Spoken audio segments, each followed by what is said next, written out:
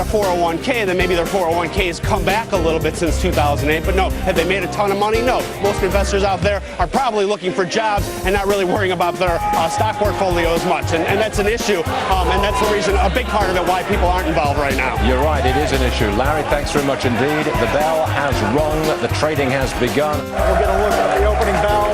Loud crowd here today. Get a look at Brett at the top of your screen. As we said, at the big board,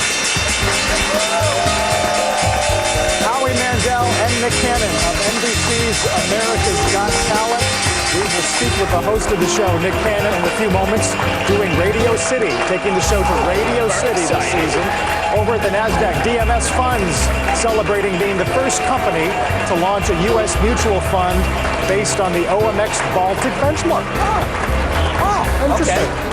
The question that we all have for Tim Cook is, can he innovate? Can he lead that kind of company that Steve Jobs led, where we had... David, I'm just going to jump in for 1 second. We have up on the screen, we have the opening bell for the NASDAQ and the New York Stock Exchange right now, the start of a new session. And I just want to point out, at the New York Stock Exchange, that is Howie Mandel and Nick Cannon. Nick, the host, Howie, one of the judges for America's Got Talent, very popular here in the U.S. I know Britain has their own version as well. What a lot of people don't know about Nick Cannon, though, is he is very big player behind the scenes in the world of media, building an empire.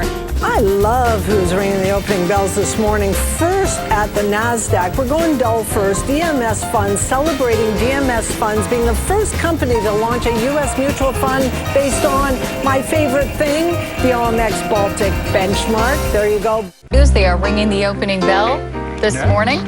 There's the sound and the applause, and there's the bell live.